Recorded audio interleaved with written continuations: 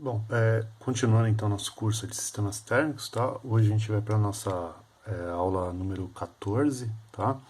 Essa é a última aula referente a esse estudo aqui de propriedades e curvas características dos motores de combustão interna, tá? Não significa que a gente esgotou todo o assunto, né? Isso aqui é um curso introdutório, né? Então, tudo que a gente vai falar hoje e tudo que a gente já falou nas últimas 13 aulas, né, elas são introduções aos assuntos, tá? Então, a gente precisaria de um curso um pouco mais específico sobre cada tema que a gente abordou aqui, tá? Então, para frente, aí, em outras oportunidades, aí eu pretendo colocar alguma coisa mais específica e detalhar um pouco mais alguns assuntos, mas a gente tem bastante coisa ainda para ver, né, tá? Então a gente nunca consegue esgotar aí efetivamente, né, o que a gente está tratando, né? Tá? Então, só relembrando, né, não pense que o que a gente está vendo aqui é, né, 100% do assunto, né? A gente está dando uma pincelada aqui, né, no tema, né? Tá? E aí eu sugiro que quem tiver interesse tenha aí as referências, né, para estudar melhor aí cada assunto, tá? Então, a gente vai fechar esse assunto aí de propriedades e curvas características justamente falando sobre curva característica dos motores de combustão interna, tá? Então, aqui tem um exemplo de uma curva, tá bom? Tá? Peguei da internet, tá? Não procurei saber de quem é o fabricante, tá bom? Tá? Então tá aqui, ó. Então o que eu normalmente apresento, né, como características, né, numa curva de um motor. Normalmente eu apresento uma curva de torque, tá? Alguns autores vão chamar de conjugado, outros de binário, enfim, tá? Então curva de torque, uma curva de potência, tá? E uma curva de consumo específico, ok? Só isso eu só consigo fazer isso? Não. Eu consigo apresentar curva de pressão média efetiva, tá? Consigo colocar pressão média indicada, se eu quiser, enfim, eu posso colocar vários outros itens, né? Tá? Várias outras informações, mas normalmente, né, essas três aqui são as que a gente utiliza aí no mercado, tá? Então, o que a gente tem aqui, né? O que a gente consegue perceber aqui, né? A gente consegue perceber o seguinte, né? Para minha curva de potência, tá? Minha curva de potência aqui, ele vai só até a potência máxima, né? Se eu, né, continuasse nesse motor aí, após, né, uma potência máxima aqui, né? Após essa potência máxima aqui, esse motor, ele deve fazer algo assim, tá? Ele começa a cair aqui a minha potência, tá bom? Tá? Deve então começar a iniciar a queda dessa potência até uma certa rotação aí que a gente chama de máxima livre, né? A máxima rotação sem carga, tá? Outra coisa, estas informações aqui normalmente elas são, né, informações dadas com o motor em plena carga, tá? Então, por exemplo, um motor de ciclo Otto, 100% de borboleta aberta, tá? Tá? Então, são essas as características. O motor também diesel, né? O motor também em plena carga também seria feito o teste. Existem testes aí com cargas parciais. A gente não vai tratar desse assunto aqui para não estender demais aí, né, o item, né? E como eu disse, a gente não consegue esgotar tudo, tá bom? Então, o que a gente percebe, né? A gente percebe o seguinte, e aí a gente tem que relembrar lá do que a gente já viu, né? O nosso torque, né? O nosso torque, e aí, deixa eu só acertar aqui a folha para vocês, né? O nosso torque, ele é aproximadamente, né? Ele é proporcional, aí vamos dizer assim, né? Ele é proporcional à minha potência efetiva, ok? Tá? Pela minha rotação, tá? Então, sabendo disso, né? Sabendo disso, eu posso então chamar aí meu torque aqui, sei lá, como uma tangente de alfa, né? Tá? Ok? Uma vez que isso aqui é uma tangente, né? E eu posso traçar então na curva de potência, né? Na minha curva de potência, eu posso traçar a tangente aqui, né? Ou tangentes aqui, né? Mas no caso, partindo de uma origem, traçar a tangente, aonde eu encontrar a tangente, né? O ponto de tangência dessa curva aqui de potência efetiva, né? Vai ser então o ponto onde eu tenho o meu maior torque, tá? Vai ser o ponto onde eu tenho o meu maior torque. Então, se eu fizer isso aqui, né? Então, supondo aqui que a minha origem é esse ponto aqui, tá? Para minha curva de potência, tá? Se eu traçar aqui, né? A partir da origem, e aí eu vou traçar aqui, né? Traçando aqui a partir da origem, né? Ok? Tá? Então, este ponto aqui, ó, é o meu ponto de tangência, né? Esse aqui é meu ângulo alfa, né? Que eu chamei aqui de alfa. Ok? Tá? E esse ponto aqui, ó, tá? Se eu subir aqui para minha curva de torque, ele vai dar exatamente onde é o meu torque máximo, né? Então, se eu fizer isto, né?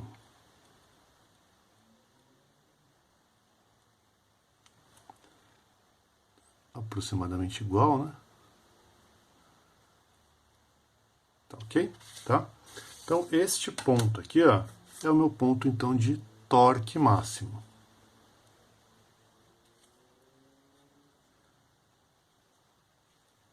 Tá certo? Tá? Então, esse aí é meu ponto de torque máximo, tá? Então, ó, a gente percebe que nossa curva de torque, ela vai subindo, né? Subindo, até que chega um ponto de torque máximo, que é proporcional aqui, né? A minha tangente aqui na minha curva de potência, tá? E por que que então, por que que eu vou tendo essa subida aqui da meu torque e depois ele cai, né? O que acontece é o seguinte, o meu torque máximo, né, ele tem a ver, né, esse ponto de torque máximo, este ponto aqui, ele tem a ver com as eficiências do meu motor. Então ele vai ser igual à minha eficiência térmica vezes a minha eficiência mecânica, isso aqui é o global, né? Vezes a minha eficiência volumétrica, tá? Então, no ponto onde eu tenho a melhor, né? Tá? A máxima, né? Esse máximo produto aqui, tá? É o ponto onde eu vou ter meu torque máximo. Por quê? Porque é o ponto onde eu tenho o melhor enchimento, então eu tenho o melhor rendimento global com o melhor enchimento. Como assim melhor enchimento? Lembra lá que, né, a gente viu sobre eficiência volumétrica, tá? Então, existe um ponto aqui, né, existe uma condição de rotação, né, onde o meu motor ele está conseguindo encher o cilindro de tal forma que a combustão é mais completa, tá? É mais próxima da completa, né? Mais perfeita, vamos dizer assim, né? Tá? Então, nesse ponto aqui, nessa condição onde a minha eficiência volumétrica, né, traz um melhor enchimento dos cilindros, né, juntamente com uma eficiência global, esse ponto aqui, esse ponto mais otimizado é o ponto onde eu vou ter o meu torque máximo. Depois, o que acontece? Isso não significa tá, que o rendimento global é o melhor, tá? Significa que este produto aqui é o melhor, tá bom? Depois, conforme eu passo dessa condição, eu vou aumentando muito a rotação do meu motor, tá? Então, o meu motor está aumentando muito a rotação, e aí o que vai acontecer? O meu enchimento não vai ser tão perfeito mais, entendeu? Então, a minha eficiência volumétrica começa a cair, de forma, então, que, né, o meu torque vai sendo prejudicado, e então o meu torque vai caindo. Tudo bem? Tá? Então, esse aqui é o meu ponto de torque máximo. Tá bom? Com relação à ao nosso consumo específico, tá? Nosso consumo específico, se você observar aqui, ó, ele não é no mesmo ponto do torque máximo e nem no mesmo ponto da potência efetiva máxima.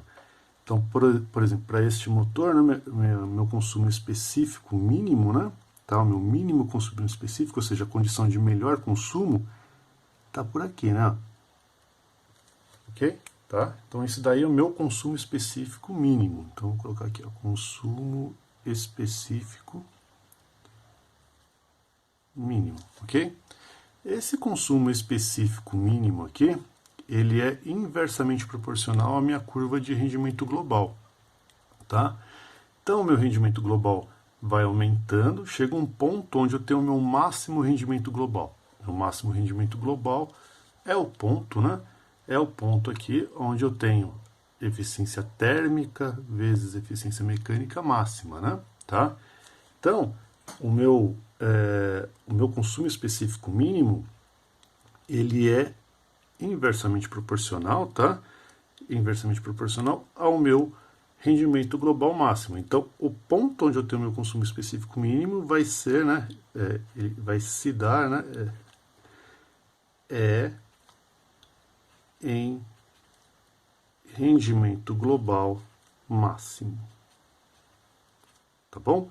Por isso, então, né, que eu não tenho, então, meu torque máximo na mesma condição do meu consumo específico mínimo. Tá ok? Tá? Por essa razão. Porque lembra que aqui, ó, né, o produto, né, rendimento global e rendimento volumétrico. Então, o rendimento global não é o melhor, mas, né, com o rendimento volumétrico é o melhor aqui nesse ponto, então aqui eu tenho meu torque máximo. Já para o meu consumo específico mínimo, né, tal, eu não estou levando mais em consideração, né, o enchimento do meu motor, mas sim somente, né, o rendimento térmico e o rendimento mecânico. Tá ok? Tá? Por isso, então, né, que o consumo específico mínimo, ele é, né, no ponto onde eu tenho o meu rendimento global máximo. Se eu traçar aqui uma curva de rendimento global, né, então nesse ponto aqui eu tenho um máximo rendimento global, depois o meu rendimento global vai caindo, ok? Tá? E onde é que eu tenho a minha potência efetiva máxima? Bom, a minha potência efetiva máxima, né, tá, esse ponto aqui, ó, tá, este ponto aqui, que a gente vai colocar aqui como potência efetiva máxima, ele vai se dar como? Bom, vamos lembrar o seguinte, minha potência efetiva, tá? Minha potência efetiva, ela é igual, né, tá, a minha velocidade angular, tá, ó, aqui, né, vou colocar assim, né, minha rotação vezes o meu torque, certo? Tá? Rotação vezes torque, a gente viu isso daí, né, lá nas primeiras aulas sobre esse assunto aí, na aula 1 e na aula 2 aí, né, tá? Então, o que acontece aqui, né? Se eu pensar, né, só na equação, então o meu motor aqui, né, o meu motor ele tenderia a ir para um infinito aqui, certo? A potência ia aumentar, né, cada vez que eu aumentasse a rotação. Mas o que acontece aqui, né? E no caso esse motor aqui, em particular, ele só está apresentando o ponto máximo e não está apresentando depois aqui a queda, né? Tá? Mas se eu continuasse então a rotação aqui, né, ou se eu continuasse aumentando, né, então ele faria esse movimento que eu fiz aqui, né, e por que isso? Porque é o seguinte, o motor, né, o motor aqui ele está no meu torque, ele chegou no meu torque máximo, aí eu estou aumentando minha rotação, tá? Então, apesar do meu torque estar caindo, a minha rotação, né, consegue ainda equilibrar, tá? Consegue equilibrar essa perda pelo torque. Então, meu torque vai diminuindo, minha rotação está aumentando, e aí este produto aqui, né, esse produto rotação e torque, faz com que ainda, né, como a rotação é alta, eu ainda vá aumentando a minha potência.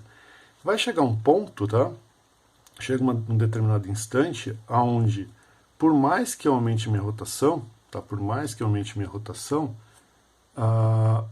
o meu torque já é tão baixo, né? Ou seja, essa condição aqui de eficiência, né? Essa condição de eficiência térmica, mecânica e volumétrica é tão pequena que eu não consigo mais aumentar a potência. Então, este ponto aqui é o meu ponto de potência efetiva máxima, tá? Então, o ponto onde, né, a minha rotação ainda consegue, né, equilibrar essa queda de torque, tá? Esse aqui é o meu ponto de potência efetiva máxima, tá bom? Tá? Então, são essas condições aí. E aí, com isso, né, a gente tem aí uma equação que a gente consegue medir, né, o quanto, né, eu consigo esticar, né, tá, o quanto eu consigo esticar do meu torque máximo até a minha potência efetiva máxima, tá? Então, o quanto eu consigo esticar essa distância aí, tá? Então, alguns motores eu consigo aumentar aí, né, ter uma elasticidade maior e alguns motores não, tá? Então, essa distância aqui, tá? Esse trecho aqui, e aí eu vou colocar em verde aqui, tá? Esse trecho aqui, a gente chama isso daí de índice de elasticidade, ok? Tá? Índice de elasticidade. E aí vamos determinar então quem é, né? Vamos ver como é que a gente calcula esse índice de elasticidade. Então, só vou dividir primeiro aqui minha folha. Tá? O meu índice de elasticidade, então, o que ele está medindo? O índice de elasticidade, ele está medindo, então, essa condição aqui, né? Tá? Ele está medindo essa condição entre o meu torque máximo e a minha potência efetiva máxima. Então, a gente diz que o IE, né? IE, que é o nosso índice de elasticidade,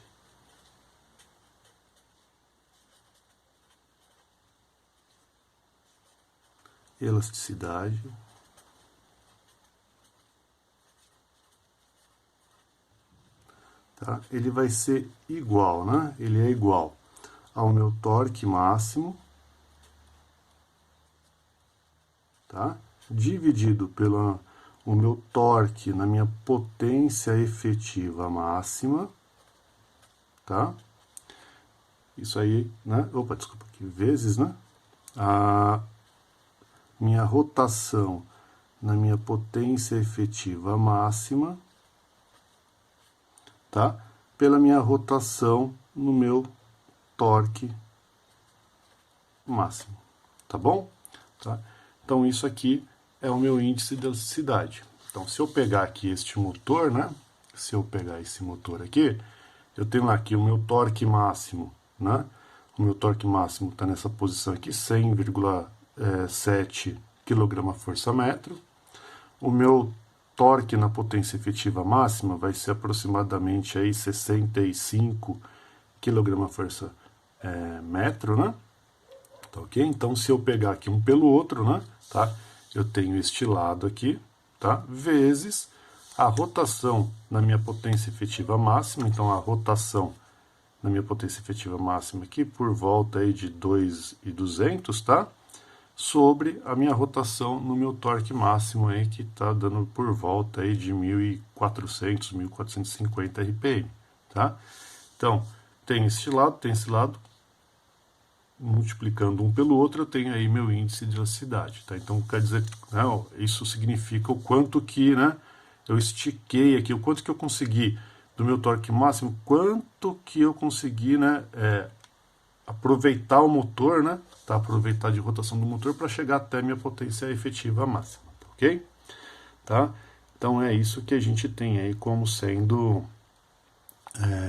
a minha condição aí de índice de elasticidade. Ainda, né, eu já havia comentado sobre esse assunto em uma aula passada, acho que foi na aula 12, se não me engano, mas não custa relembrar aqui, né? Normalmente a faixa de trabalho do nosso motor, né? Então eu posso aproveitar o meu motor até minha potência efetiva, mas normalmente para trabalho, né? Efetivamente dizendo aí, né? A gente está preocupado em trabalhar numa região, né? Tá? Aproximadamente igual a essa aqui, né? Então, uma região próxima do torque máximo e próxima do meu consumo específico mínimo, tá? Então, essa região aqui, ó, tá? É uma região aí que normalmente, né, o fabricante, né, e a operação, né, procura trabalhar, tá? Então, uma condição próxima de torque máximo e consumo específico mínimo é a condição ideal. Aí, por exemplo, uma aplicação rodoviária, né? Eu tenho lá, por exemplo, caminhão que eu preciso entregar mercadoria, ou eu tenho ônibus de viagem, por exemplo, né? Então, eu consigo, ou até mesmo, né, uma aplicação marítima, né? Eu tenho lá um motor que vai num empurrador, né? Tá? Então, conhecendo aqui, né, sabendo essas condições e conhecendo qual que é o consumo específico mínimo, né, eu consigo fazer com que, né, eu tenha uma previsão, né, de quanto eu vou consumir de combustível, tá? e, né, trabalhando aí numa condição ótima de torque, tá ok? Então, ou próxima do torque, tá ok? Tá? Então, isso é o que a gente tem aí, né, a região de trabalho, né? Outra coisa importante para a gente mencionar, né, é que as curvas, né, eu tenho as formas de apresentação dessas curvas, né? Então, o que acontece, né? Se eu coloco meu motor num dinamômetro, né? Então eu coloquei meu motor num dinamômetro e encontrei essas curvas de potência, torque e consumo. Vamos supor que um fabricante, né, ele está em São Paulo, e vamos supor que outro fabricante ele está numa região, por exemplo, na Bolívia, tá? Numa altitude completamente diferente dessa aqui de São Paulo, tá? O que vai acontecer? Bom, se eu pegar pelas condições atmosféricas e traçar as curvas, como a gente sabe que o motor depende, né, do ar, né, depende das condições atmosféricas para ter um enchimento, né? Então, as curvas retiradas lá no meu ensaio são diferentes para os meus motores, né, serem ensaiados em locais diferentes. Então, vamos supor assim, um motor é o mesmo, mas eu estou testando ele lá na Bolívia e não tô ou e outro está testando um motor igual aqui em São Paulo, por exemplo, né? Tá? O que vai acontecer? As curvas vão ser diferentes. Então, o meu motor lá na Bolívia tende a ter um valor menor do que o meu motor aqui em São Paulo. E aí, como é que eu vou declarar isso para o meu cliente? O meu motor é igual, mas a minha curva é diferente, tá? Então, para isso, né, a gente tem correções, né? Então, existem normas, tá, para isto, né? Então, por exemplo, no Brasil, a gente utiliza, né, uma das normas aí, a gente utiliza essa daqui, tá? A NBR ISO aí 3046, né, que ela fala aí, né, sobre desempenho, né, condições padrões de referência, tá? Como é que eu vou declarar, então, essa potência? Então, quando se é fornecido, né, uma curva para um cliente, né, tá? Ou uma curva que vai ser colocada num catálogo, essa curva a gente chama de, né, curva de potência declarada, tá? Então, a gente corrige aqui a minha curva de potência. Se eu corrijo a minha curva de potência, eu corrijo a minha curva de torque automaticamente. Da mesma forma que eu também tenho que corrigir minha curva de consumo específico, tá? Então, estas curvas aqui, elas têm que ser corrigidas para uma condição padrão, para eu poder, né, comparar motores, tá bom? Tá? Eu tenho que conseguir comparar motores. Para eu conseguir comparar motores, então, eu utilizo aí de condições iguais, tá? Então, na nossa, né, NBR, né, a nossa norma, né, ela diz o seguinte, que eu preciso colocar aí, né, fazer uma correção, tá? Eu não vou entrar em detalhes na norma, tá? Eu sugiro tentar verificar a norma, tá? Mas de forma geral, né, então só colocando aqui, né, então correção, né, correção das curvas, né, de potência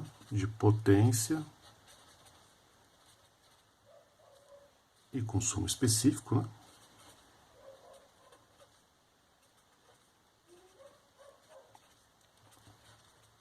Tá bom? Tá. Então essas curvas de potência e consumo específico, né, normalmente aí a condição padrão, né, tá? Então o que a norma diz que é uma condição padrão, o que significa isso? Eu fiz um teste numa certa condição, eu tenho que agora colocar ele, corrigir ele para como se ele tivesse sido feito numa outra posição, tá? Então numa outra localidade, né? Então as condições padrão, né? Então o que a gente chama de padrão, tá? São pressão atmosférica igual a 100 kPa, tá? A temperatura do ar 25 graus Celsius, ok? E minha umidade relativa de 30%. Tá? Então com isso eu consigo pegar lá a pressão de vapor e tudo mais, né? Tá? E aí eu tenho aí, né, vou colocar aqui um método de cálculo, não significa que este é o que está lá na NBR, mas para se ter uma ideia, né? Então eu posso, por exemplo, corrigir a minha curva de potência, né? Então, para a potência,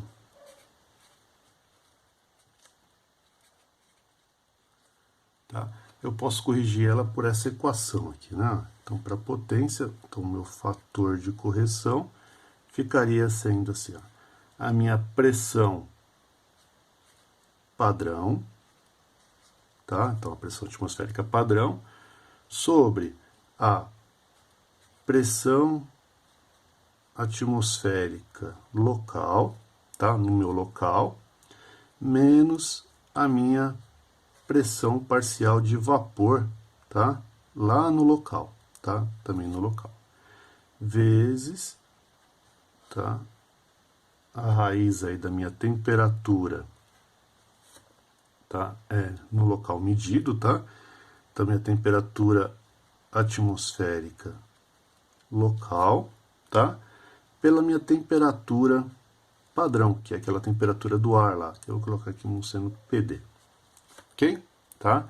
Então, né, dessa forma aqui eu consigo consigo ter um fator de correção que eu vou colocar lá na minha potência lá, e aí eu vou conseguir ajustar. Então, supondo que a minha potência numa certa região deu 70 cavalos, aí eu vou utilizar o meu fator de correção para dizer, ó, se ele tivesse sido feito numa condição padrão, né, ao invés de eu encontrar 70 cavalos, eu encontraria um valor maior ou menor, dependendo da minha condição de ajuste aí, tá ok? Tá? Então aqui, ó, tá onde, né, esse P, PD aqui, né? Isso aqui é pressão padrão, tá? Então é a minha pressão atmosférica padrão, tá? O PATML é a minha pressão atmosférica no local, tá? PVL é minha pressão de vapor, tá? Vapor no local, tá bom? Tá?